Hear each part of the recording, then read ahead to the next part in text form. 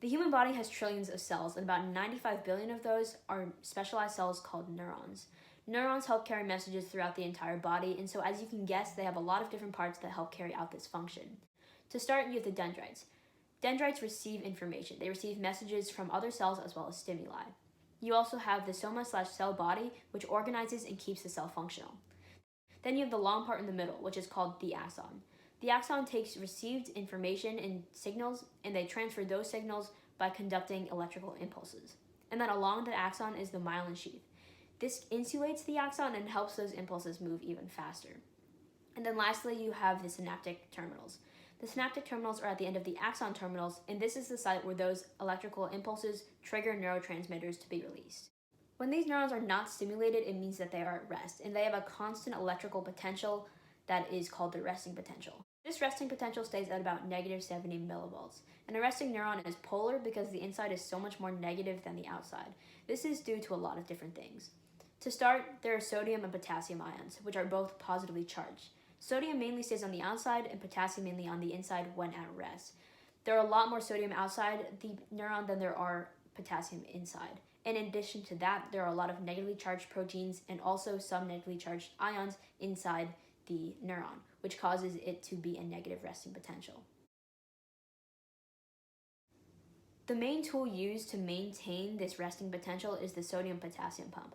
The sodium-potassium pump is an ATP-charged transport protein which moves the ions to their respective sides against their electrochemical gradients, which is why it needs the energy from the ATP.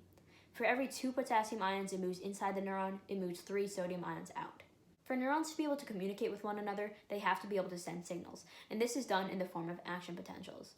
Action potentials take place when there is a change in membrane charge, and when that membrane charge is big enough, then it triggers voltage-gated ion channels to open up.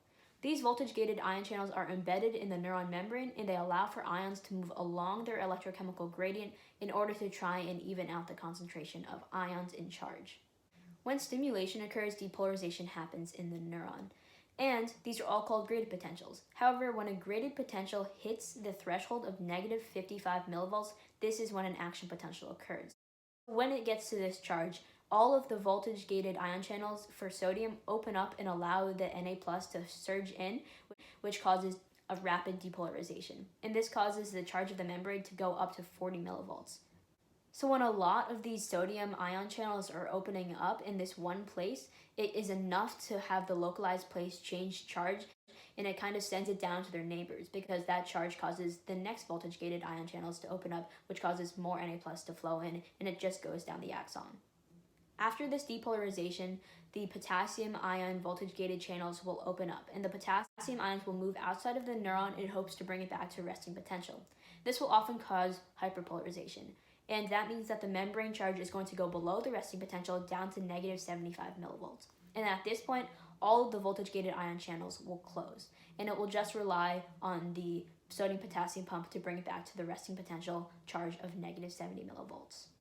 It's incredibly important that these neurons get back to their resting potential so that they can continue with the cycle of having another action potential and more impulses sent to it.